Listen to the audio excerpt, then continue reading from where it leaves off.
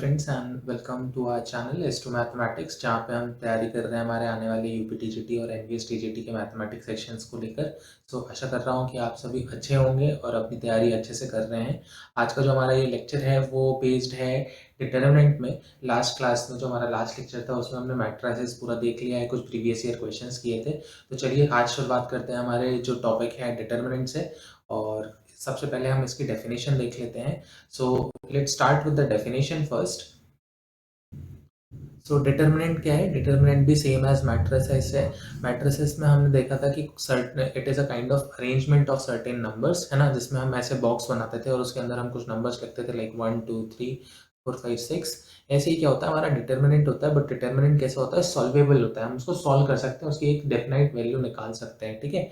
और जब भी हम डिटर्मिनेंट बनाते हैं तब हम उसमें डिटर्मिनेंट में ऐसे स्क्वायर बार्स नहीं बनाते, हम स्ट्रेट लाइंस बनाते हैं, कभी भी स्क्वायर बार्स नहीं बनाते हैं, ठीक है। तो आप यहाँ पे देख सकते हैं every square matrix A can associate with a number or a expansion which is called as determinant and denoted by determinant of A और मॉड ऑफ ए और दिस ट्रायंगल, है ना। तो ये क्या हो गया? रिप्रेजेंटेशन हो गया। कई बार आपको क्वेश्चन में ऐसा बोल दिया जाता है कि ये आपको फाइंड आउट करना है, फाइंड आउट दिस और मॉड ए, और बोला जा सकता है आपको कि what you have to find determinant of A, है ना। तो these are different type of denotion of determinant A, ठीक है। सेम चीज है, आपको बस क्या फाइंड आउट करना है? डिटर्मिनेंट। अब डिटर्मिनेंट किसी भी मैट्रिसेस का हम कैसे फाइंड आउट करते हैं, तो मैं सबसे पहले आपको बताऊंगा 2x2 का, then I will tell you for 3x3, है ना। सो नेक्स्ट स्लाइड पे चलते हैं और मैं यहाँ पे आपको बताता हूँ कि अज्यूम करो यहाँ पे हमारे पास एक मैट्रिक्स है ए बी सी डी, है ना, और इसका हमें क्या फाइंड आउट करना है? डिटर्मिनेंट। डिटर्मिनेंट कैसे फाइंड किया जाता है मैं अभी बता देता हूँ। सिंपल है, बहुत सिंपल है। जस्ट आपको क्या करना है? क्रॉस मल्टीप्लीकेशन करना है ना। तो ए का आप किससे मल्टीप्लीकेशन करोगे? डी से। ए का मल्टीप्लिकेशन डी से, देन आप क्या करोगे? सी का मल्टीप्लिकेशन बी से कर दोगे, ठीक है। सी का मल्टीप्लिकेशन बी से, और दोनों जो टर्म्स हैं उनको क्या करना है? सब्सट्रैक्ट कर देना है। क्या करना है? सब्सट्रैक्ट कर देना है। तो ये तो बहुत सिंपल है 2x2 का। अब इसी की जगह पे क्या है आपके पास? क्या है? 3 एलिमेंट्स, 3x3 का मैट्रिक्स है। सो फॉर एग्जाम्पल आपके पास है A B C D E F G H I, ठीक है। ये आपके पास क्या है? आपका डिटर्मिनेंट है और इसको फाइंड आउट करना है। तो सबसे पहले ध्यान से देखो, आप क्या करोगे? पहले तो ये जो फर्स्ट रो है उसके सारे एलिमेंट्स लिख लो। मैं लिख दे रहा हूँ ए बी एंड सी, ठीक है। ए बी सी मैंने लिख दिया है। अब क्या है, आपको क्या करना है? प्रोसेस देखो बहुत सिंपल सी है। प्रोसेस अगर आप ध्यान से देखोगे कि कितना सिंपल है। अगर हम ए, यहाँ पे हमने ए लिखा है, ए के साथ हम किस डिटर्मिनेंट को सॉल्व करेंगे? 2x2 सॉल्व करेंगे। इसके रो को आप कैंसिल कर दीजिए। क्या कर दीजिए? इसके रो को कैंसिल कर दीजिए और इसके कॉलम को कैंसिल कर दीजिए। अब जो भी एलिमेंट्स बचे हुए हैं उसको इस डिटर्मिनेंट के अंदर लिख दीजिए, that is E F H I, ठीक है। सिंपल है ना। अब नेक्स्ट क्या करना है? अब हमें किसका फाइंड करना है? बी के लिए फाइंड करना है। बी का मल्टीपल क्या होगा? तो देखो बी के लिए बहुत सिंपल है। मैं अब आप सेम प्रोसीजर करोगे। पहले हमने ए के लिए क्या किया था? ए के लिए उसकी रो और उसके कॉलम को हमने एलिमिनेट कर दिया था। फिर से अगर मुझे फाइंड आउट करना है बी के लिए, तो मैं क्या करूंगा? बी का जो कॉलम है और जो बी का रो है उसको मैं क्या कर दूंगा? एलिमिनेट कर दूंगा, ठीक है। सिंपल। तो बी के आगे हम कौन सा डिटरमिनेंट लिखेंगे? जो हमारा रिमेनिंग है। रिमेनिंग क्या है आपका? आप ध्यान से देखो तो फर्स्ट कॉलम में जो आपका फर्स्ट रो कॉलम है उसमें आपके पास बचा डी एंड जी, और जो लास्ट वाला है उसमें क्या है? एफ और आई, ठीक है। तो ये हो गया। नेक्स्ट हमारे पास लास्ट क्या बचता है? लास्ट हमारे पास बचता है सी, ठीक है। तो आपको क्या करना है? सी के मल्टीपल फाइंड करना है कि सी से हम किस डिटरमिनेंट को मल्टीप्लाई करेंगे। तो वो क्या हो जाएगा? सी का रो कैंसिल करो और सी का साथ में कॉलम कैंसिल कर दो। अब ये क्या आ गया? बचा क्या है? डी ई जी एच, ठीक है। सिंपल है ना। देखो बहुत सिंपल है। आप जिस भी एलिमेंट को, पहले तो फर्स्ट रो के सारे एलिमेंट्स लिख लिए ए बी सी, और आपने क्या किया? जिस भी रो एलिमेंट का आपको फाइंड आउट करना है डिटरमिनेंट किसके साथ वो मल्टीप्लाई होगा, उसका रो और कॉलम हटाते जाओ, है ना। और रेस्ट जो भी बच रहा है उसको डिटरमिनेंट फॉर्म में लिख दो। अब देखो ध्यान से देखो, जो फर्स्ट टर्म होता है उसके साथ साइन कौन सा लगा होता है? प्लस। नेक्स्ट टर्म के साथ माइनस, उसके साथ प्लस। अब यही अगर 4/4 होता तो भी कैसे होता? प्लस माइनस प्लस माइनस, ऐसे हो जाता, ठीक है। तो ए के साथ तो क्या लगेगा? प्लस। बी के साथ क्या लगेगा? माइनस। एंड सी के साथ क्या लगेगा? प्लस, ठीक है। तो अब देखो, अब आपको ये तो आता ही है। अब आप 2x2 का जो स्क्वायर मैट्रिक्स है उसको तो सॉल्व कर सकते हो, तो मैं यहाँ पे सॉल्व कर देता हूँ। अब इसको जब आप सॉल्व करोगे तो कैसा लिख जाएगा? ये कैसा दिखेगा आपको? ये आपको दिखेगा ए देन अब इस मैट्रिक्स को, इस डिटरमिनेंट को सॉल्व करोगे तो कैसे करोगे, a into I, sorry e into I minus H into F, then उसके बाद कौन सा नेक्स्ट टर्म है, b है, b के साइड साइन कौन सा है, negative.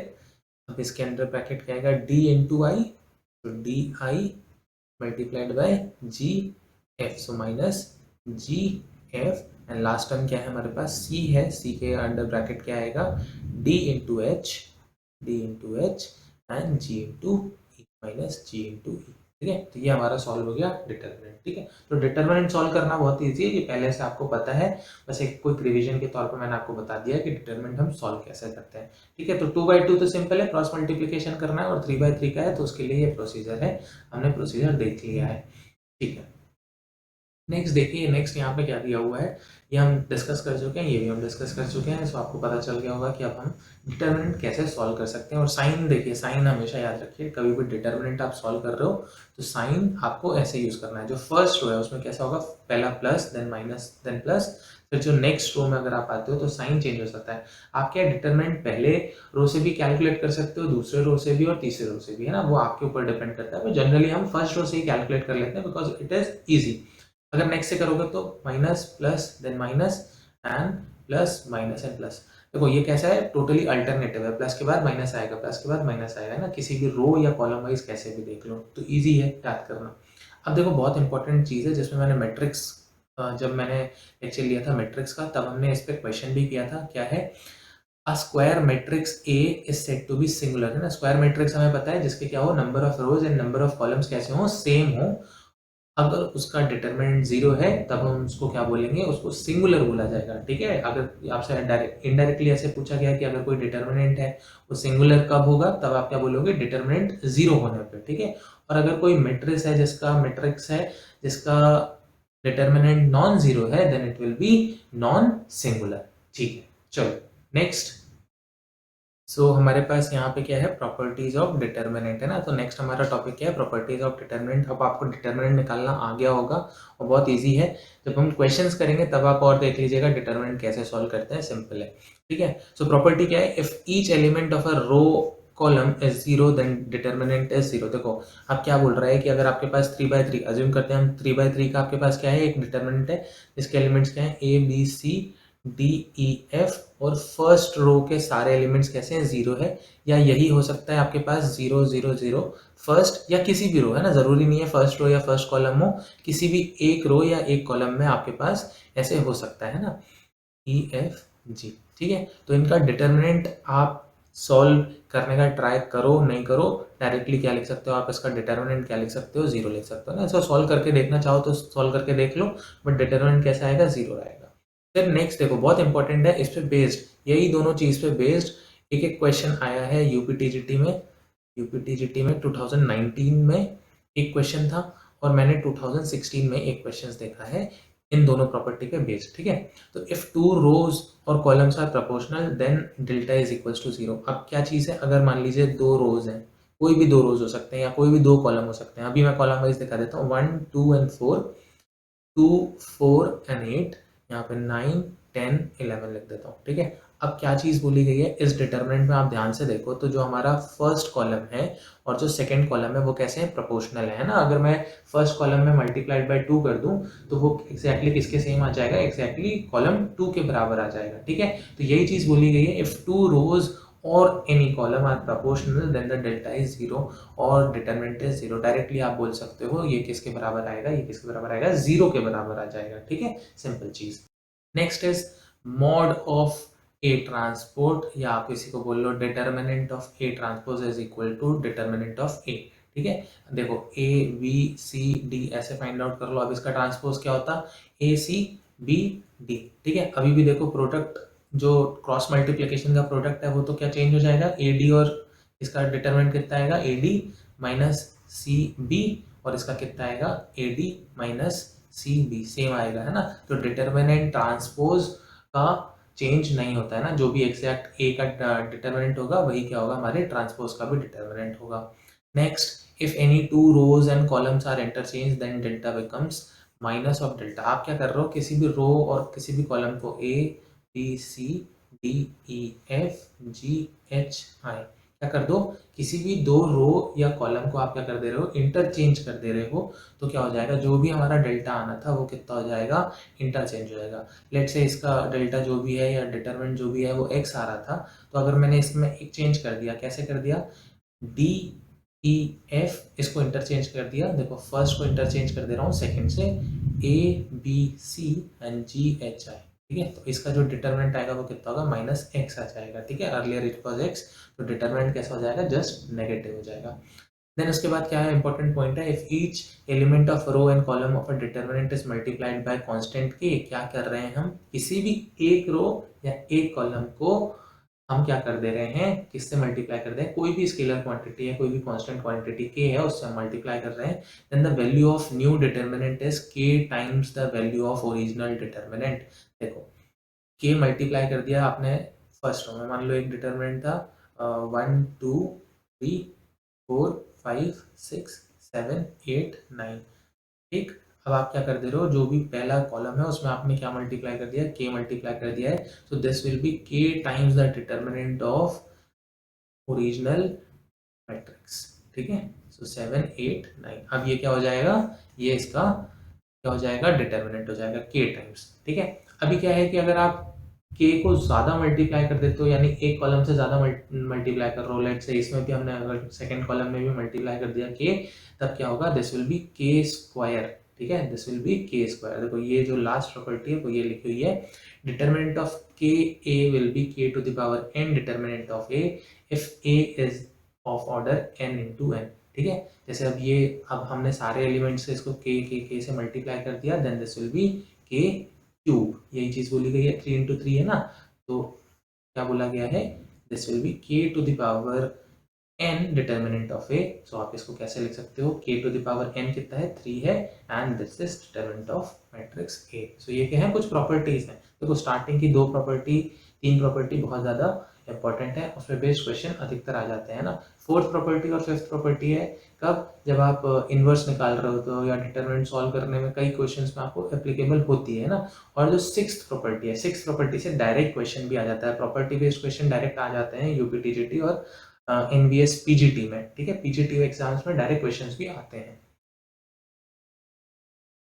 Next property is if each element और रो और column of a determinant is written as a sum of 2 और मोर टर्म्स। देखो अब यहाँ पे क्या है, ये एक कॉलम है, इस एग्जांपल में देखो एक कॉलम में क्या है, जो एक पूरे कॉलम में सारे एलिमेंट्स को हमने कैसे लिखा है, sum of 2 elements, a1 plus a2 b1 plus b2 u1 plus u2। तो आप इसको कैसे लिख सकते हो, आप इसको सेपरेट लिख सकते हो, देखो a1 bc, देखो a1 bc, p1 qr u1 vw ना। साथ ही साथ आप क्या कर सकते हो, अब जो दूसरा है इसका जो सम है a2 bc p2 qr u2 vw है ना, आप ऐसे क्या कर सकते हो, दो सेपरेट डिटर्मिनेंट्स में आप उसको चेंज कर सकते हो, ठीक है। Next, if a scalar multiple of any row column is add to another row column then delta is unchanged. क्या चीज बोला जा रहा है, आप किसी भी रो या कॉलम में क्या कर दे रहे हो, कुछ स्केलर मल्टीप्लाई कर दे रहे हो किसी दूसरे रो में और देन ऐड कर दे रहे हो, क्या है, R2 चेंजेस टू, ये जो रो 2 थी उसको आपने कैसे चेंज कर दिया, R2 प्लस के R1। आपने स्केलर मल्टीप्लिकेशन किसका किया, फर्स्ट रो का मल्टीपल किया के से, और उसको किस में ऐड कर दिया, R2 में ऐड कर दिया।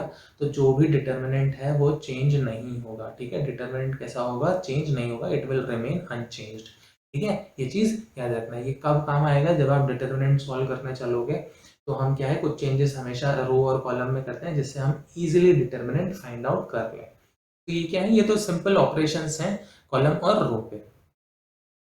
Next is product of determinant. अगर आपको एक डिटर्मिनेंट ए दिया हुआ है और दूसरा डिटर्मिनेंट बी दिया है, तो आप कैसे फाइंड आउट कर सकते हो, वो आपको यहाँ पे बताया गया है, ये प्रोसेस में आप देख सकते हो। आप सिंपल देखो क्या करना है, आप सॉल्व कर लो। दो दो केसेस हो सकते हैं, आप पहले तो a इंटू बी निकाल लो और उसका मॉड फाइंड आउट कर लो, या तो क्या कर सकते हो, a का मॉड फाइंड आउट करो, b का मॉड फाइंड आउट करो और दोनों को मल्टीप्लाई कर दो। ये सिंपल प्रॉपर्टी आप यूज कर सकते हो। अब आपको कोई दो मैट्रिक्स दिए हुए हैं a और b, उसका प्रोडक्ट फाइंड आउट करना आता है पहले से, हम लास्ट वीडियो में देख चुके हैं मैट्रिक्स वाले कैसे सॉल्व किया जाता है, तो इस पर हम नहीं जाएंगे। बस आप ये प्रॉपर्टी याद रखो कि अगर आपको mod of A B find out करना है, that will be equal to mod A mod B, है ना, ये चीज बस याद रखो। देखो यही प्रॉपर्टी यहाँ पे लिखी हुई है। अब देखो बहुत इंपॉर्टेंट चीज़ है जो इसमें हमने देखा था कि A B is not equals to B A, किस केस में, मैट्रिक्स के केस में। पर अगर हम डिटर्मिनेंट निकाल रहे हैं तब ये कैसा होगा, इक्वल हो जाएगा, ये ट्रू हो जाएगा। ठीक है, साथ ही साथ क्या है, ए ट्रांसपोज, अभी हमने देखा था कि कोई भी डिटर्मिनेंट है उसका आप ट्रांसपोज निकाल दो और उसका डिटर्मिनेंट फाइंड आउट करो, that will be again same, है ना। तो ट्रांसपोज निकालने से चेंजेस नहीं आएंगे। देख लो यहाँ पे ए का ट्रांसपोज एक बार निकाला है, एक बार बी का, और एक बार दोनों का ट्रांसपोज निकाला है, तो भी डिटर्मिनेंट में कोई चेंजेस नहीं है। एंड नेक्स्ट, ये बहुत इंपॉर्टेंट प्रॉपर्टी है, इस पे बेस्ड क्वेश्चन आ चुके हैं पहले भी। राजस्थान टेट में मैंने देखा है, राजस्थान टेट जो हुआ था आर टेट, उसमें हमने देखा है इस पे बेस्ड क्वेश्चन, है ना। तो ये क्या है कि अगर किसी भी मॉड है, ठीक है, ये 5 किसी भी मैट्रिक्स का या डिटर्मिनेंट का जो वैल्यू है वो 5 है, और हमसे बोल दिया कि मॉड ऑफ 3 आपको फाइंड करना है, तो ज़रूरी नहीं आप again a multiplied by a पहले फाइंड आउट करो, ठीक है, फिर उसका मॉड निकालो, ऐसा नहीं है ज़रूरी। आप क्या कर सकते हो, डायरेक्टली आप क्या करो कि जो भी आपका मॉड आया था 5 आया था उसका क्यूब कर दो डायरेक्टली, है ना, तो दिस विल बी 125। ठीक है, सिंपल। आपको ज़रूरी नहीं है कि पहले ए क्यूब फाइंड करो फिर उसका मॉड निकालो, ऐसा नहीं है ना, आप डायरेक्टली क्यूब करके फाइंड आउट कर सकते हो। चलो नेक्स्ट बहुत इंपॉर्टेंट चीज़ है, area of triangle using determinant, है ना। ये क्वेश्चन आ जाते हैं जनरली जब हमारा 2D और 3D सेक्शन हम जब कर रहे होते हैं तब उसमें आ जाते हैं। तो क्या है, इफ कोई एक ट्राइंगल है आपके पास ए बी सी डी, है ना, इसको हम नेम कर देते हैं ए बी सी डी, और इनके जो पॉइंट्स हैं, है ना, 2D में क्या है, x1 y1 x3 y3 and sorry this one is x1 y1, this one was x2 y2। ठीक है, चलो ये पॉइंट्स हैं। अगर आपको एरिया फाइंड आउट करना है ट्राइंगल का तो आप कैसे कर सकते हो, इसका डिटरमिनेंट सॉल्व करो, half of x1 x2 x3 y1 y2 y3 और 1 1 1। आप इसको ऐसे भी लिख सकते हो, या तो आप इसको ऐसे लिख सकते हो x1 x2 x3 y1 y2 y3 and 1 1 1। ठीक है, आप इसको ऐसे भी लिख सकते हो, ये क्या हो जाएगा, ये हो जाएगा आपका एरिया। क्यों मैंने इसको ऐसे क्यों लिखा है, क्योंकि ये क्या है, सिंपल ट्रांसपोज है ना। अगर आप इसको ए लिख लो तो ये कितना हो जाएगा, ये क्या हो जाएगा, दिस इज ए ट्रांसपोज, है ना। तो सेम ही आंसर आने वाला है, ठीक है, डिफरेंट नहीं। These 3 points are collinear. Collinear मतलब क्या हो गया, ऐसे पॉइंट्स जो कि एक ही लाइन पे, मान लीजिए ये मैं 3 पॉइंट्स बना देता हूँ ए बी सी, अगर ये सेम लाइन पे है then I will say these points are collinear. तो कोलिनियर क्या है, आप कोई भी पॉइंट कोलिनियर होगा तो ये जो डिटर्मिनेंट है वो किसके बराबर आ जाएगा, इक्वल आ जाएगा 0 के। ठीक है, ये चीज़ याद रखना। कई बार आ जाता है डायरेक्टली ये 2D में कि आपको 3 पॉइंट्स दे दिए जाएंगे and you have to check whether these points are collinear और नॉट। तो आप कैसे चेक कर सकते हो, the determinant of those 3 points, है ना, अगर वो 0 आ रहा है then these points are collinear, अगर नहीं आ रहा है then it will be non collinear. Minors and cofactor, देखो अब ये बहुत इंपॉर्टेंट चीज़ बन जाती है कब, जब आपको क्या फाइंड आउट करना है, एडजेसेंट। पहली चीज़ आपको एडजेसेंट फाइंड करना है, दूसरी चीज़ इनवर्स फाइंड आउट करना है। ठीक है, इनवर्स फाइंड आउट करने के साथ ही साथ जब आपको इक्वेशन सॉल्व करनी होगी, कैसी इक्वेशन सॉल्व करनी होगी, अगर आपके पास 3 डिफरेंट इक्वेशन है फिर 3 वेरिएबल्स, उसको हमें सॉल्व करने के लिए भी ये चीज़ बहुत काम में आती है। ठीक है, तो माइनर जल्दी से देख लो। माइनर क्या होता है कि अगर एलिमेंट, फर्स्ट एलिमेंट है A11, है ना, कोई ये भी एक क्या है डिटरमिनेंट आपको दिया हुआ है, अगर आपको A11 का माइनर फाइंड आउट करना है, A11 का माइनर, तो उसको आप कैसे डिनोट करोगे, M11, ठीक है, सॉरी M11 ऐसे आप डिनोट करोगे। ठीक है, और माइनर क्या होता है, वही सेम चीज़ जैसे हम डिटर्मिनेंट में निकालते थे, उस रो और कॉलम को हटा दो, उसके बाद जो ब्रैकेट में जो भी एलिमेंट्स बच रहे हैं डिटर्मिनेंट में वो आपका क्या हो जाएगा, माइनर हो जाएगा। A22 A23 A32 and A33। ठीक है, सिंपल है ना। अगर अब देखो, अब मुझे क्या फाइंड आउट करना है, मुझे माइनर फाइंड आउट करना है लेट्स से A23 का। ठीक है, मुझे फाइंड आउट करना है A23, इस एलिमेंट का माइनर फाइंड आउट करना है। तो मैं क्या करूँगा, इसका रो और इसकी कॉलम को हटा दूंगा। अब जो एलिमेंट बचे वो क्या बचे, A23 माइनर ऑफ 23, है ना, इस एलिमेंट को हम फाइंड आउट कर रहे हैं, तो क्या बचेगा, A11 A12 A31 and A32। ठीक है, तो अब आपको समझ में आ गया होगा, माइनर बहुत सिंपल है, निकालना है ना। So the minor Mij of element Aij is the determinant obtained by deleting ith row and jth row. क्या है, जिस भी रो में वो एलिमेंट है, जिस भी कॉलम में वो एलिमेंट है, उसको डिलीट कर दो और बाकी जो एलिमेंट बचे हैं उसका डिटर्मिनेंट फाइंड आउट कर लो, तो आपको क्या मिल जाएगा, माइनर मिल जाएगा उस एलिमेंट का। ठीक है, अब माइनर जैसे ही क्या है, कोफैक्टर है, सिंपल है। कोफैक्टर क्या होता है, you just have to use the sign. ठीक है, अब क्या करना है, आपको साइन यूज करना है। कैसे? साइन क्या होता है, -1 to the power i plus j, और जो भी माइनर है आपका वो का क्या हो जाएगा, this will be your cofactor. The cofactor of C I J of an element A I J is -1 to the power i plus j। अब देखो -1 to the power i j, अब जैसे बोल दिया कि आपको ये 2 3 का फाइंड आउट करना है, ये जो आपका है ये को माइनर है और इसी का कोफैक्टर फाइंड आउट करना है, तब क्या हो जाएगा, -1 टू द पावर i क्या है यहाँ पे 2 है और j क्या है 3 है, so this will B mij, और आप इसको कैसे लिख सकते हो, minus of mij। So this will be the cofactor. क्या हो जाएगा, ये क्या हो जाएगा आपके पास, कोफैक्टर हो जाएगा इस एलिमेंट का, है ना। सिंपल चीज है, माइनर और कोफैक्टर। जैसे आप डिटर्मिनेंट सॉल्व करते हो, डिटर्मिनेंट सॉल्व करते टाइम पे आप क्या कर रहे होते हो, जो भी एलिमेंट है जैसे हमें प्रोडक्ट फाइंड आउट करना है उसका रो और कॉलम डिलीट कर देते हो। सेम आपको माइनर के लिए करना है। माइनर अगर फाइंड आउट करना आता है तो cofactor is nothing for you. Simple क्या करना है, एक साइन लगाना है। साइन में भी क्या होना चाहिए, -i to the power i plus j।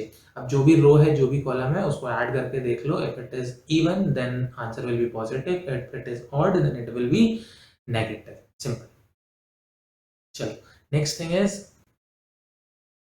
Adjoint. अब ये बहुत इंपॉर्टेंट चीज आ गई हमारे पास, एडजॉइंट। इस पे बेस्ड क्वेश्चन आ जाते हैं, डायरेक्ट आपको एडजॉइंट की प्रॉपर्टी पे बेस्ड क्वेश्चंस आ जाते हैं। तो हम पहले देखेंगे एडजॉइंट कैसे निकाला जाता है, फिर हम बताएंगे उसकी प्रॉपर्टीज। ठीक है, सो एडजॉइंट निकालना बहुत सिंपल है। अब आपको मगर माइनर निकालना आ गया है या कोफैक्टर निकालना आ गया तो बहुत सिंपल है। a11 का कोफैक्टर आप लिखोगे तो कैसे लिखोगे, c11। ठीक है, साथ ही साथ क्या है, a22 का कोफैक्टर लिखना होगा तो आप कैसे लिखोगे, c22। a12 का कोफैक्टर लिखना है तो आप क्या लिखोगे, 12। अब ये निकालते कैसे हैं ये भी आपको पता होगा। अगर मुझे a12 का कोफैक्टर निकालना है तो क्या करना होगा, उसके रो कॉलम डिलीट करने होंगे और जो बचे हुए एलिमेंट्स हैं a21 a23 a31 and a33, इसको फाइंड आउट कर लो। ये डिटरमिनेंट फाइंड आउट कर लोगे और इसके साथ क्या करना है आपको, इसके साथ पावर भी तो लगानी है, सो i प्लस j। ठीक है, so this will be the cofactor. अब हमें क्या करना है, अब हमें इसका फाइंड करना है एडजॉइंट। एडजॉइंट कुछ नहीं होता है, जो भी कोफैक्टर्स हैं। ठीक है, c11 का कोफैक्टर क्या होगा, सॉरी a11 का कोफैक्टर c11, फिर a22 का कोफैक्टर a22 का कोफैक्टर होगा c22, 12 का फैक्टर क्या होगा, कोफैक्टर क्या होगा, c12, a13 का क्या होगा, c13। ऐसे आप सारे लिख लीजिए, c1 c2 एंड c3। अब क्या है, अगर मुझे adjoint of A find out करना है, ए ये डिटर्मिनेंट था, अब मुझे क्या फाइंड करना है, एडजॉइंट फाइंड करना है। तो ये जो भी कोफैक्टर के द्वारा मैंने जो डिटर्मिनेंट बनाया है उसका क्या फाइंड आउट कर दूं, मैं ट्रांसपोज बना दूं। अगर मैं क्या कर दूं, उसका ट्रांसपोज कर दूं तो ये क्या कहलाने लगेगा, एडजॉइंट ऑफ ए। ठीक है, तो सिंपल रखते हैं, आपके पास जो भी डिटर्मिनेंट है पहले उसके कोफैक्टर्स का एक डिटर्मिनेंट बनाइए और उसका क्या फाइंड आउट कर दीजिए, ट्रांसपोज फाइंड आउट कर दीजिए। अगर ट्रांसपोज फाइंड आउट कर दिया तो वो क्या बन जाएगा, उसको हम क्या बोलेंगे, एडजॉइंट ऑफ ए। अब ये एडजॉइंट ऑफ ए इतना इंपॉर्टेंट क्यों हो जाता है, क्योंकि जब हम इनवर्स निकालेंगे, ठीक है, इनवर्स निकालोगे तो क्या है, आपके पास पहले तो होते हैं कुछ एलिमेंट्री ऑपरेशंस। अब एलिमेंट्री ऑपरेशन से हम नहीं करेंगे, हम डायरेक्टली कोई अपना फॉर्मूला यूज करेंगे एडजॉइंट बेस्ड, है ना। एडजॉइंट बेस्ड फॉर्मूला मैं आगे बता दूंगा क्या है, कैसे हम निकाल सकते हैं। तो हम उस एडजॉइंट को यूज करके हम किसी भी मैट्रिक्स का इनवर्स फाइंड आउट कर सकते हैं। ठीक है, चलो, next is the property of adjoint of matrices.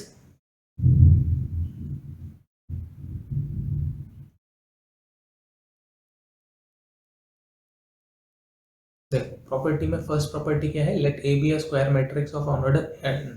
ठीक है, आपके पास कोई भी मैट्रिक्स है उसका ऑर्डर क्या है, n है, तब क्या है, adjoint, adjoint of a multiplied by a is equals to a adjoint of a is equals to mod a dot I N. ठीक है, तो यहाँ पे देखो एडजॉइंट को अगर आप किसी भी मैट्रिक्स का एडजॉइंट और उस मैट्रिक्स को मल्टीप्लाई करते हो तो ये किसके बराबर आएगा, mod a multiplied by I N. I N क्या हो गया यहाँ पे, आइडेंटिटी मैट्रिक्स हो गया। ठीक है, next is mod of adjoint A. कोई भी एडजॉइंट अगर आप फाइंड आउट करते हो तो ये किसके बराबर आ जाएगा, a to the power n-1 के बराबर आएगा। ये बहुत इंपॉर्टेंट पॉइंट है, इसको अच्छे से याद कर लो। ठीक है, n क्या होगा यहाँ पे, n होगा आपका ऑर्डर। ठीक है, तो एडजॉइंट का कभी भी आप अगर मॉड निकाल रहे हो या डिटरमिनेंट फाइंड आउट कर रहे हो, that will be determinant of a to the power n-1। n is order of the matrix. Next point, adjoint of A B क्या है? Adjoint of A B is equals to adjoint of B multiplied by adjoint of A. ठीक है, ये same property हमने कहाँ पे देखा? Inverse में भी देखा। सेम प्रॉपर्टी हमने कहाँ देखा? हमारे ट्रांसपोज में भी देखा कि जो भी प्रोडक्ट है ए बी, उसका अगर एडजॉइंट फाइंड आउट करना चलोगे so this will be adjoint of B multiplied by adjoint of A. ठीक है, ऑर्डर कैसा हो जा रहा है? चेंज हो जा रहा है। Next is adjoint of a transpose. ठीक है, आपको क्या फाइंड करना है? ए है, ए कोई आपके पास डिटरमिनेंट है और इसका एडजॉइंट आप फाइंड कर रहे हो, इसके ट्रांसपोज का एडजॉइंट फाइंड आउट कर रहे हो, then this will be equal to adjoint of A और फिर उसके बाद आप उसका ट्रांसपोज कर दो। ठीक है, तो आप पहले भी ट्रांसपोज निकाल सकते हो, बाद में भी सेम आ जाएगा आंसर। ठीक है, नेक्स्ट इज एडजॉइंट ऑफ ए। देखो, हमने जब पहले फाइंड आउट किया था ट्रांसपोज ऑफ अ ट्रांसपोज, ये ए था, बट यहाँ पे प्रॉपर्टी चेंज हो गई। क्या है? अगर आपके पास किसी भी डिटरमिनेंट का एडजॉइंट है, ठीक है, और उसका आपको अगेन एडजॉइंट फाइंड आउट करना है, so this will be A to the power n minus two multiplied by A.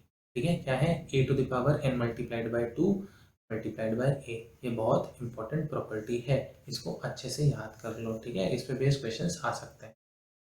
And the last one is, अगर आपको इसका मॉड फाइंड करना है या इसका क्या फाइंड आउट करना है? डिटर्मिनेंट फाइंड आउट करना है। इसका डिटर्मिनेंट फाइंड आउट करना है, so this will be equal to mod A या determinant of A n minus one to the power two, है ना? ये चीज़ याद रखना है, इसकी भी पावर क्या हो गई? 2 हो गई। अब सिमिलरली अगर इसके बाद भी एक और एडजॉइंट ऐड हो जाता तो पावर क्या हो जाती? बढ़ जाती, 3 जाती। ठीक है, तो ये चीज़ याद रखना। चलो, ये बहुत इंपॉर्टेंट प्रॉपर्टीज हैं किसकी? एडजॉइंट ऑफ मैट्रिक्स की। Next, inverse of matrix. देखो, इनवर्स ऑफ मैट्रिक्स के लिए हम, मैंने पहले ही बोल दिया था, हम जो हमारे एलिमेंट्री ऑप्शन ऑपरेशंस हैं हम उन्हें यूज नहीं करेंगे। हमारे पास दूसरा फॉर्मूला है और वो फॉर्मूला क्या है? A inverse is equals to 1 by determinant of A multiplied by adjoint of A. ये तो हम पहले से भी देख चुके हैं ना, ये हमारे पास फॉर्मूला है। अब इसमें आप क्या चीज़ फाइंड नहीं कर सकते हो भाई, आपको ए मॉड ए या डिटरमिनेंट ऑफ ए भी फाइंड आउट करना आता है, ये हम सीख चुके हैं कैसे फाइंड आउट करते हैं। साथ ही हम एडजॉइंट ऑफ ए भी फाइंड आउट कर चुके हैं, हमें ये आता है कि हम इसको कैसे सॉल्व कर सकते हैं, है ना? तो ये बहुत सिंपल तरीका है, बट आपको और भी सिंपल तरीका मिल सकता है। मैं आपको वीडियो के एंड में आपको एक शॉर्ट ट्रिक बताऊंगा जिससे हम क्या कर सकते हैं, जो भी हमारा मैट्रिक्स है 3x3 का है या 2x2 का है, हम उसको विद इन 30 to 40 सेकेंड्स में कैसे फाइंड आउट कर सकते हैं। अभी पहले हम ये सारी चीज़ें देख लेते हैं, फिर मैं आपको बताऊंगा कैसे हम उसको सॉल्व कर सकते हैं। नेक्स्ट तरीका है हमारे पास यूजिंग एलिमेंट्री ऑपरेशंस। तो ये तो हम नहीं करेंगे क्योंकि एलिमेंट्री ऑपरेशंस आपको पहले भी पता है कि आप कैसे अप्लाई कर सकते हो, बट हम इसको अप्लाई करके हमारा इन्वर्स फाइंड आउट नहीं करने वाले हैं। ठीक है, बट फिर भी अगर आपको इंटरेस्ट है कि कैसे किया जाता है तो आप देख सकते हो यहाँ पे कुछ एलिमेंट्री ऑपरेशंस से कैसे हम फाइंड आउट कर सकते हैं वो लिखा हुआ है। इंपॉर्टेंट चीज यहाँ पे क्या है? Property of inverse of matrix. Square matrix is invertible if and only if it has non singular. अब नॉन सिंगुलर मतलब क्या होता है? नॉन सिंगुलर मतलब हम पहले भी डिस्कस कर चुके हैं, कोई भी मैट्रिक्स है ए, अगर उसका determinant is not equals to zero, तब क्या कर सकते हो आप? ए इनवर्स फाइंड कर सकते हो। ठीक है, अगर मॉड ऑफ ए या determinant of A is zero है तो आपका ए इनवर्स फाइंड आउट नहीं कर सकते हो आप। ठीक है, ये चीज़ आपको याद रखनी पड़ेगी। ठीक, तो अभी हो सकता है कोई आपको दे दिया गया है, कोई डिटर्मिनेंट ए दिया हुआ है और आपको उसको इनवर्स फाइंड आउट करना है, last option none of these भी हो सकता है या कैन नॉट बी फाइंड ऐसा लिख के आ सकता है। तो पहले क्या कर लो? सबसे पहले mod of A find out करो। ए इनवर्स फाइंड आउट करना, उस पर टाइम वेस्ट करना, उससे पहले फाइंड आउट कर लो मॉड ऑफ ए या determinant of A. If it is zero तो सिंपल लिख दो कि it can not be calculated और इट डजेंट एग्जिस्ट। ठीक है, next point is if a is equals to diagonal of diagonal के एलिमेंट्स दिए हुए हैं। क्या दिया हुआ है आपको? कोई एक मैट्रिक्स है, वो कैसा है? डायगोनल मैट्रिक्स है। ठीक है, lambda, lambda two, lambda three, ठीक है, ऐसे करके एलिमेंट्स आपको दिए हुए हैं। अब यहाँ पे क्या होगा? 0 0 0 0 एंड सो ऑन। कुछ भी हो सकता है। लैम्डा 4 लिख लो, 4x4 का आपके पास एक स्क्वायर मैट्रिक्स हो गया। तो अगर ए कोई डायगोनल मैट्रिक्स है तब उसका ए इनवर्स क्या हो जाएगा? डायरेक्टली आप लिख लो, क्या हो जाएगा? Lambda inverse, lambda 1 inverse, lambda 2 inverse. ये इनवर्स का मतलब क्या हो गया? 1 बाय। ठीक है, and to lambda to the power n minus one, sorry lambda n to the power minus one. ठीक है, तो ये क्या हो गया, ए इनवर्स आप डायरेक्टली फाइंड आउट कर सकते हो। ठीक है, ये चीज़ याद रखना बहुत इंपॉर्टेंट है। इस पे बेस्ड डायरेक्टली क्वेश्चंस तो नहीं आएंगे, बट हाँ, अगर क्वेश्चन आता है तो डायरेक्ट है ना, सॉल्व करने की जरूरत नहीं है कि अलग अलग से आप लैम्डा वन लैम्डा टू पहले डिटरमिनेंट सॉल्व करो, एडजॉइंट फाइंड करो, फिर उसके बाद इनवर्स निकालो, ऐसा नहीं करना है। आप डायरेक्टली लिख सकते हो किसी भी डायगोनल मैट्रिक्स के लिए। नेक्स्ट है solution of a system of linear equation in 2 and 3 variables. ठीक है, क्या है ये, बहुत इंपॉर्टेंट है। इस पे बेस्ड पीजीटी टीजीटी क्वेश्चंस आते ही रहते हैं ना। क्या है, तीन इक्वेशंस देती है आपको। ठीक है, कैसी लीनियर इक्वेशन है, a1x plus b1y plus c1z equals to d1, a2x b2y c2z equals to d, a3x b3y and c3z equals to d3। ये आपके पास क्या है, एक सिस्टम ऑफ लीनियर इक्वेशंस है विद थ्री वेरिएबल्स। ठीक है, तीन इक्वेशंस हैं, तीन वेरिएबल हैं, और ये सिस्टम को आपको सॉल्व करना है। ठीक है, पहला तो हमारे पास मैट्रिक्स मेथड है। मैट्रिक्स मेथड क्या है, मैट्रिक्स मेथड से ही हम जनरली सॉल्व करते हैं, बट बट हमारे पास एक और तरीका है जिससे हम सॉल्व करेंगे, और वो बहुत ईजी तरीका होता है। ठीक है, तो चलो इसको सॉल्व करने के लिए तो देखो केस वन हो क्या होता है कि अगर आप पहले क्या कर लो, जो हमारे जो भी सारे कोफिशिएंट्स हैं a1 b1 c1 a2 b2 c2 a3 b3 and c3, इसका आप क्या कर लोगे, एक मैट्रिक्स फॉर्म कर लोगे। क्या कर लिया, मैट्रिक्स फॉर्म कर लिया, साथ में आपने एक क्या कर लिया, कॉलम मैट्रिक्स बना लिया x y z। अब ध्यान से देखो, तो अगर इनको ऐसे लिखो a1x plus b1y plus c1z, a2x plus b2x b2y plus c2z and a3x plus b2 sorry b3y plus c3z। ठीक है, तो ये मैट्रिक्स में आपने क्या कर लिया, इसमें से सारे x y and z इसको उठा के कहाँ रख लिए, एक नया कॉलम मैट्रिक्स बना लिया जिसको आपने x y z लिख दिया। ठीक है, और ये जो आपके वैल्यूज थे इक्वल टू में, equals to d equals to d1 d2 and d3, इसको कैसे लिख लिया है, एक और कॉलम मैट्रिक्स में लिख लिया है d1 d2 d3। ठीक है, अब आपको कैसी इक्वेशन मिल गई, ax इक्वल्स टू b। ये जो पहला मैट्रिक्स है उसको किसके बराबर बता रहे हैं, a, दूसरा वाला जो है उसको x, और तीसरा वाला कैसा है, d के बराबर है। देखो, अब इसमें दो केस हो सकते हैं, या तो इक्वेशंस कैसी हो, नॉन होमोजीनियस हो, या तो कैसी हो सकती है, होमोजीनियस। अब ये होमोजीनियस और नॉन होमोजीनियस मतलब क्या हो गया, कि ये जो सेट है हमारे पास, ठीक है, इक्वल टू में जीरो है क्या, सारे तीन इक्वेशन में इक्वल टू में जीरो है या नहीं है। अगर नॉन जीरो है, नॉन जीरो का मतलब कैसा है, ये तीनों जीरो नहीं है, इसको हम क्या बोलेंगे, नॉन होमोजीनियस इक्वेशन। ठीक है, नॉन होमोजीनियस। अगर जीरो होगा तो क्या बोलेंगे, होमोजीनियस। सिंपल है। इफ मॉड ऑफ ए, अब ध्यान से देख लो, यहाँ पे बहुत इंपॉर्टेंट चीज है, if determinant of A is not equals to 0, then the system of equation is consistent and has a unique solution given x equals to A inverse B। ये बहुत इंपॉर्टेंट है, प्रॉपर्टी डायरेक्टली यूज करना है। कई बार आपको बोल दिया जाएगा कि ये एक सेट है ना, कोई भी आपको मैट्रिक्स दे दी है और आपको तीनों इक्वेशन दे दी गई हैं, अब आपको सॉल्व करना है, आपको बताना है इसका यूनिक सॉल्यूशन होगा, इन्फिनाइटली मैनी सॉल्यूशंस होंगे, या कोई भी सॉल्यूशन नहीं है। तो आप, अगर आपके पास mod of A is equals to 0 नहीं आ रहा है ना, दैट मीन्स जो डिटरमिनेंट ए निकाल रहे हो that is not equals to 0, तभी आप उसके क्या फाइंड आउट कर सकते हो, यूनिक सॉल्यूशन फाइंड आउट कर सकते हो।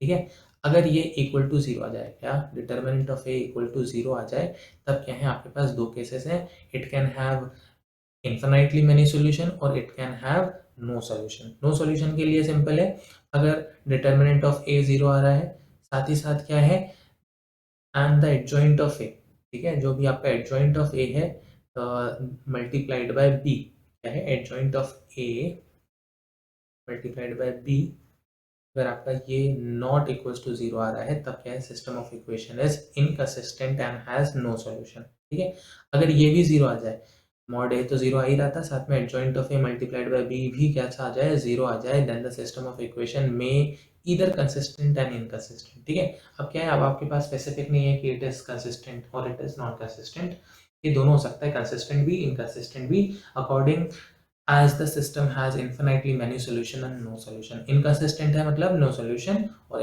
अगर consistent होगा तो it will have infinitely many solution। ठीक है, तो ये दो प्रॉपर्टी इंपॉर्टेंट है, पर अगर आपको ये प्रॉपर्टी याद है तो इस पे बेस्ड क्वेश्चन डायरेक्टली बन जाते हैं, और क्वेश्चंस जनरली आते हैं तो सॉल्यूशंस नहीं निकालने को बोलेंगे, आपको डायरेक्टली बता दिया जाएगा कि मॉड ए 0 है या नहीं है, उस पे बेसिस पे आप उनको बोल सकते हो सॉल्यूशन सेट कैसा है, कंसिस्टेंट है या नॉन कंसिस्टेंट है, इनकंसिस्टेंट है। नेक्स्ट देखो, नेक्स्ट केस क्या हो सकता है हमारे पास, होमोजीनियस इक्वेशन हो। होमोजीनियस इक्वेशन मतलब क्या है, जो भी हमारी तीनों इक्वेशंस थी, तीनों लीनियर इक्वेशंस थी, उनके इक्वल्स टू में कैसा हो, 0 0 0 हो। ठीक है, तो इसमें सिंपल दो केसेस हैं। If mod A is not equals to 0, determinant A जो है वो नॉट इक्वल्स टू 0 है, उस केस में आप क्या बोल सकते हो, it has only one trivial solution. उसके पास कैसा होगा, एक ही सॉल्यूशन होगा, उसको हम सॉल्यूशन को कैसे बोलते हैं, ट्रिवियल सॉल्यूशन। ट्रिवियल सॉल्यूशन मतलब जो भी हमारे वेरिएबल्स हैं एक्स वाई जेड, जो भी हमारे वेरिएबल्स थे एक्स वाई जेड, ये कैसे हैं, तीनों इक्वल किसके हैं, 0 के इक्वल है। ठीक है, और अगर मॉड ए जो है हमारा वो 0 के बराबर आता है, तो आप सिस्टम का कैसा बोल सकते हो, has non trivial solution, which means it will have infinite number of solution. ठीक है, it will have infinite number of solution. ये बहुत सिंपल सी चीज़ थी, बट हम ये जो मेथड है हमारा, जो मैट्रिक्स मेथड है, कि आप पहले इसका इन्वर्स फाइंड आउट करो, है ना, ए का इन्वर्स फाइंड आउट करो और फिर उसको सॉल्व करो, एक्स की वैल्यूज निकालो, ये हम नहीं करेंगे। हमारे पास जो बेस्ट वे है वो है कार्मर्स रूल मेथड। अब देखो, कार्मर्स रूल मेथड में आप इजीली समझ जाओगे क्या करना है। इक्वेशंस पहले मैं लिख देता हूँ आपके पास।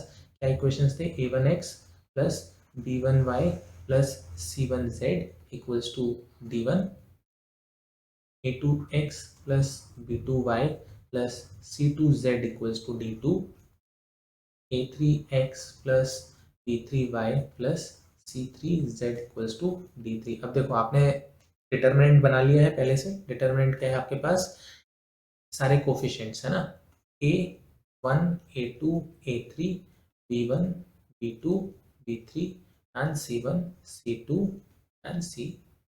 ठीक है, तो ये आपके पास क्या है, d है। अब डी में ध्यान से देख लो, सारे के सारे क्या है, कोफिशिएंट है।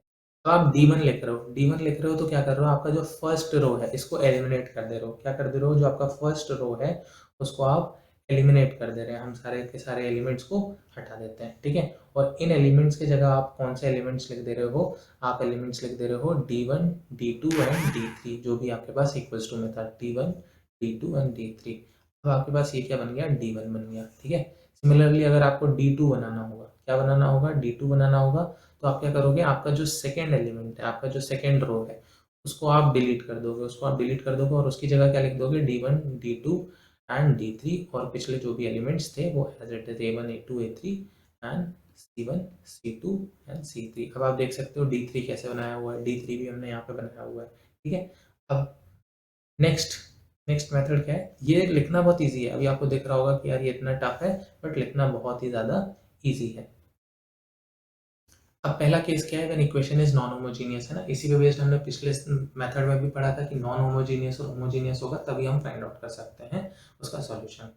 ये अभी देखने में टफ लग रहा होगा, बट है बहुत इजी। ठीक है, और इस मेथड से आप करोगे तो आपके आंसर्स भी जल्दी आएंगे ना, आपको टाइम वेस्ट नहीं करना पड़ेगा इन्वर्स फाइंड आउट करने के लिए। तो case one is when the system is equation is non homogeneous. ठीक है, नॉन होमोजीनियस का मतलब क्या हो गया, जो आपके D1 है, D2 एंड D3 हैं, ठीक है, वो कैसे हैं, दे आर नॉन जीरो। ठीक है, देन पहला केस क्या है, if D is not equals to zero. ठीक है, मॉड ऑफ जो D है, ये जो आपने D फाइंड आउट किया है, डिटरमिनेंट फाइंड आउट किया है, वो कैसा है, नॉन जीरो है, तब x की वैल्यू क्या होगी, इट विल बी इनकंसिस्टेंट। पहली चीज क्या होगा, it will be consistent, but consistent भी कैसा, कंसिस्टेंट विद यूनिक सॉल्यूशन। उसका कैसा होगा, यूनिक सॉल्यूशन होगा। Then x will be D1 over D, y will be D2 over D and z will be D3 over D। ठीक है, क्योंकि inverse निकालने में तो टाइम लगता है और इन्वर्स से ही हम चिढ़ते हैं, तो हम क्या करते हैं, इजीली सॉल्यूशंस आप ऐसे फाइंड आउट कर सकते हो। ये बहुत इजी रूल है और इजी मेथड है किसी भी एक्स वाई जेड या किसी भी सॉल्यूशन इक्वेशन सेट को सॉल्व करने के लिए। ठीक है, नेक्स्ट चीज क्या है, if d equals to zero, d equals to zero है तो it can have two possibility. पहला इनकंसिस्टेंट हो सकता है या कंसिस्टेंट भी होगा, तो it will have many solution. तो अगर इन d इक्वल्स टू जीरो है and at least one of d1 d2 d3 are non zero, क्या बोल रहा है, जो d1 d2 और d3 हैं, ये इनमें से कोई सा भी एक, ठीक है, जरूरी नहीं है सारे, कोई सा भी एक अगर नॉन जीरो है, then it will be inconsistent, और इसका मतलब क्या हो गया, it will have no solution, कोई भी सॉल्यूशन नहीं होगा, है ना। तो ये चीज याद रखो, डी कैसा हो, नॉन जीरो हो, और कोई भी D1 D2 D3 कैसा हो सकता है, नॉन जीरो हो, कोई भी any one of this is non zero, then it will be inconsistent और उसका कोई भी सॉल्यूशन नहीं होगा। अब लास्ट केस क्या है कि सारे ही जो हमारे डीज हैं, D D1 D2 D3 वो कैसे हो, जीरो हो, तब क्या हम बोलेंगे, इट मे बी कंसिस्टेंट और it can not, it may be inconsistent also, है ना। अब सॉल्यूशन कैसा होगा फाइंड आउट करने के बाद ही पता चलेगा। And it will have infinitely solution भी हो सकते हैं या नो सॉल्यूशन भी हो सकता है, सिंपल। देखो ये जो केसेस हैं इस पे तो सेम है, बस आंसर निकालने का तरीका डिफरेंट है और आप इजीली बता सकते हो इस तरीके से। नेक्स्ट इसी में केस क्या है, केस 2 है, जब आपका सिस्टम कैसा हो, होमोजीनियस हो। होमोजीनियस का मतलब क्या हो गया आपका, जो आपके सारे डीज हैं वो कैसे हो, जीरो, है ना। D1 D2 एंड D3 ये कैसे हैं, सारे के सारे जीरो हैं। उस केस में क्या है, अगर आपका जो पहला D था, ठीक है, जिसमें आपने सारे क्या लिखे हैं, A1 A2 A3 सारे के सारे कोफिशिएंट्स हैं, B1 B2 B3 C1 C2 C3। ये कैसा है, अगर ये determinant zero not equals to zero है, तब पहले केस में क्या होगा, सॉल्यूशन आपका क्या होगा, एक्स वाई जेड कैसे होंगे, जीरो होंगे। इसका एक ही सॉल्यूशन होगा, वो भी क्या, X Y Z equals to zero. अगर ये not, this is equal to zero, this is equal to zero, then it has infinitely many solution. ठीक है, ये जो मेथड है ये बहुत इजी है सॉल्व करने के लिए। जब हम नेक्स्ट क्वेश्चन करेंगे तब हम देखना इसी रूल को यूज करेंगे और इसी रूल से हम क्या फाइंड आउट करेंगे, हमारे आंसर्स। आप आंसर्स 2 या 3 मिनट में इजीली फाइंड आउट कर सकते हो विद इन अ प्रैक्टिस। आप जब प्रैक्टिस करते जाओगे तो क्या हो जाएगा, आप इसी को टाइम रिड्यूस करते करते करते 1 मिनट के अंदर अंदर आराम से एक क्वेश्चन कर सकते हो इजी। चलिए, सो नेक्स्ट हमारे पास क्या है, हमारे प्रीवियस ईयर क्वेश्चंस हैं। ये देखिए यूपीटीसीटी 2016 में आ चुका है। हमारे पास एक सिस्टम ऑफ लीनियर इक्वेशन है जहाँ पे आप देख सकते हो ये कैसी इक्वेशंस हैं, नॉन होमोजीनियस हैं। ठीक है, नॉन होमोजीनियस इक्वेशंस हैं, तो हम इसको इसके अकॉर्डिंग ही यूज़ करेंगे। और हम कौन सा रूल यूज़ करने वाले हैं, कार्मल्स रूल हम यूज़ करने वाले हैं ना, जो इसका मेथड था उसको हम यूज़ करेंगे। तो हम सबसे पहले डी फाइंड आउट कर लेते हैं। डी में आप देखो क्या करना होता है, हमें सारे कोफिशिएंट्स लिखने होते हैं। तो 1 2 3 2 3 5 1 1 2। अब देखो मैं क्या कर रहा हूँ, मुझे ये डिटर्मिनेंट फाइंड आउट करना है। डिटर्मिनेंट इजीली फाइंड आउट करने के लिए मैं क्या कर सकता हूँ, हमारे कॉलम्स और जो हमारे रोज हैं उस पर कुछ ऑपरेशन लगाते हैं जिसमें हम इजीली सॉल्व कर लें। तो मैं क्या कर रहा हूँ, C3 चेंजेस टू, और इसको मैं ट्रांसफॉर्म कर देता हूँ C3 माइनस C1 लिख देता हूँ, है ना। और जो हमारा C2 है, जो कॉलम 2 है, उसको मैं कैसे चेंज कर दे रहा हूँ, C2 minus twice of C1 लिख देता हूँ। तब इसके बाद आफ्टर इंटरचेंजिंग दीज थिंग्स क्या आ जाएगा, 1 2 3, हमारे पास चेंजेस नहीं हुए हैं। अब इसमें से देखो तुम्हें क्या करना है, C1 में से 2 मल्टीप्लाई करके इससे माइनस करना है। So this will be 0, this will B -1, this will B also -1। इसमें तो डायरेक्टली C1 माइनस करना है, तो क्या होगा, 0 -1 एंड -1। अब ध्यान से इसको देखोगे, अगर इस डिटरमिनेंट को सॉल्व करोगे, सो this will B 1 multiplied by -1 into 1 will be 1, minus of -1 into 1 will be 1। ये कितना आ गया, 0 आ गया। अब 0 आ गया तो हमारे पास दो केसेस हैं। क्या केसेस हैं, it can have many infinitely many solutions और it can have no solutions, है ना। तो दो टाइप के आंसर हो सकते हैं। अगर ये नॉन जीरो आता, अगर ये नॉन जीरो आता तो सिंपल आंसर हमारा क्या हो जाता है, यूनिक सॉल्यूशन हो जाता। बट ये तो कैसा है, जीरो है। तो दिस विल बी 3 3 1 2 3 5 1 1 2। ठीक है, ये आपका D1 हो गया। देखो इसको भी मैं रिड्यूस कर लूँ तो कैसे रिड्यूस कर लेता हूँ, C1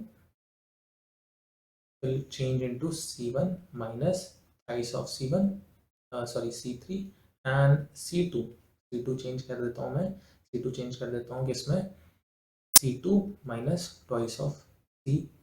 ठीक है, इसको हम चेंज कर लेते हैं तो क्या आ जाएगा, this will B zero, this will B zero, इसको क्या हो जाएगा, this will B how much, thrice, है ना। सो 6 minus 1 will be 5 minus of 5। इसको चेंज करेंगे तो this will B zero, this will B how much, it will be 1, this will be how much, 4 and 1 1 2। अब देखो ऊपर के दो एलिमेंट तो जीरो ही आ गए, तो सॉल्व करना इजी हो गया। सो 1 multiplied by minus 0 into 4 will be 0 minus, and 5 multiplied by 1 -5 multiplied by -1 will be -5। ये कितना आ गया हमारा, 5 के इक्वल आ गया। दिस मीन्स जो हमारा D1 है, D1 इज नॉन जीरो। ठीक है, D1 कैसा है, नॉन जीरो। और मैंने अभी बताया था अगर D जीरो है एंड D1 D2 D3 में कोई भी नॉन जीरो होगा तो हमारा कितने सॉल्यूशंस होंगे, हमारे इसके कितने सॉल्यूशंस होंगे, it will have no solutions. This is the correct answer. ठीक है, ये हमारा क्या होगा, इन्फिनाइटली मैनी सॉल्यूशंस गलत हो गया। हमारे पास कितने सॉल्यूशंस होंगे, हमारे पास कोई भी सॉल्यूशन नहीं होगा इस इक्वेशंस के लिए, इस सेट ऑफ इक्वेशंस के लिए। नेक्स्ट क्वेश्चन, नेक्स्ट क्वेश्चन आप देख सकते हो यहाँ पे क्या है, दो मैट्रिक्स हैं। एनवीएस पीजीटी में ये क्वेश्चन आ चुका है। दो मैट्रिक्स हैं और डिटर्मिनेंट फाइंड आउट करना है आपको ए बी का। सिंपल है, आप क्या करो, पहले a इंटू बी भी फाइंड आउट कर सकते हो, फिर उसका डिटर्मिनेंट फाइंड आउट करो, या आप क्या कर सकते हो डिटर्मिनेंट ऑफ a और determinant of b find out कर सकते हो। अब देखो ध्यान से, अगर इसमें देखो ये दोनों एलिमेंट्स तो जीरो हैं, तो आपको सिंपल क्या करना है, इसमें क्या करना है, इनको मल्टीप्लाई करना है, 2 मल्टीप्लाइड बाय इसका जो डिटर्मिनेंट है मॉड ऑफ a, वो डिटर्मिनेंट ऑफ a क्या आ जाएगा, सिंपल 2 इंटू 2 माइनस 0, ये कितना आ जाएगा, this will be 2 into 2 will be 4, और इसको मैं डायरेक्टली लिख दूँ 8। बहुत सिंपल है। अब इसमें देखो यहाँ पे अगर मैं इसको इंटरचेंज कर दूं, मैंने क्या बोला था, आप रो वाइज भी डिटरमिनेंट फाइंड आउट कर सकते हो, कॉलम वाइज भी। अब अपन क्या कैसे कर रहे हैं, कॉलम वाइज कर रहे हैं, तो determinant of B will be equals to 1 into minus 3 into 0, ठीक है। तो दिस विल बी 1 इंटू 2 और 2, तो अब क्या होगा, mod of A B is equals to mod A और determinant of A multiplied by determinant of B. तो 8 इंटू 2 कितना हो गया, 16 हो गया। सिंपल क्वेश्चन था, बहुत सिंपल क्वेश्चन था, एनवीएस पीजीटी क्वेश्चन में आ चुका है, ठीक है। चलो, correct answer 16। Next, the value of determinant, आपको इस डिटरमिनेंट की वैल्यू फाइंड आउट करनी है, ठीक है। यूपीटीजीटी का क्वेश्चन है, रिपीट हो रहे हैं यूपीटीजीटी के क्वेश्चन, ठीक है। अब देखो इसमें तुम ध्यान से देखो, तो इस जो फर्स्ट कॉलम है, फर्स्ट कॉलम में आप क्या निकाल सकते हो, ए कॉमन निकाल सकते हैं, तो बचेगा क्या, माइनस ऑफ ए, यहाँ पे बी, यहाँ पे सी। सेकंड में से आप देखो बी कॉमन निकाल सकते हो, बी बी बी, ठीक है। सो बी कॉमन निकाला तो बचा क्या, B minus of B, and यहाँ पे क्या बचेगा, सी बचेगा। थर्ड में से आप सिमिलरली क्या फाइंड आउट कर कॉमन निकाल सकते हो, सी, तो मैंने सी बाहर निकाल लिया, तो बचा क्या, ए बी, एंड यहाँ पे क्या बचेगा, माइनस ऑफ सी। अब ध्यान से देखो, अब हम क्या कर लेते हैं, इसमें से यहाँ पे ए है, ठीक है। अब हम इसमें ऑपरेशन लगाते हैं और सिंपल अपना जो भी हमारा डिटरमिनेंट है वो फाइंड आउट करते हैं। तो ए बी सी, अब मैं चेंजेस कर दे रहा हूँ, क्या चेंजेस कर दे रहा हूँ, मैं C2 ट्रांसफॉर्म कर देता हूँ C2 प्लस C1 में, और वैसे ही C3 में क्या कर दे रहा हूँ, C3 में हम कर देते हैं C3 प्लस C1। तो ये क्या हो गया, minus A B and C, इसमें कोई चेंजेस नहीं है। अब इसमें जब ए माइनस ए प्लस कर दोगे तो ये 0 आ गया, बी माइनस 0 करोगे तो ये भी 0 आ गया, सी प्लस सी करोगे 2C आ गया, माइनस ए ये भी 0 हो गया, बी प्लस बी 2 भी हो गया, और सी माइनस सी कितना हो जाएगा, दैट विल बी ऑल्सो 0। अब ध्यान से देख लो, इसका डिटरमिनेंट क्या जाएगा, A B C multiplied by minus A of minus A multiplied by how much, minus A multiplied by 0 minus of 2C और 2B, इसको मल्टीप्लाई करोगे this will be -4 B and C. Minus minus क्या हो गया, multiply कर लो, A B C, minus minus plus हो गया, so this will be minus of 4 ABC, ठीक है। और इसी को आप कैसे लिख सकते हो, माइनस माइनस प्लस हो गया, sorry, this will B 4A² B² C², ठीक है। So 4A² B² C² is the correct answer, देख लो यहाँ पे ऑप्शन नंबर सी करेक्ट है। नेक्स्ट क्वेश्चन हमारे पास है, the value of this, you have to find out the determinant for this thing. अब देखो बहुत सिंपल है, यहाँ पे हमारे पास दो तरीके हैं। आप तो एक तो क्या है कि डिटरमिनेंट जैसे हम सॉल्व करते हैं वैसे आप सॉल्व करिए और फाइनली आंसर फाइंड आउट करिए, और साथ ही साथ आप क्या कर सकते हो, इसमें ऑपरेशंस लगा लो, ऑपरेशन से सॉल्व कर सकते हो।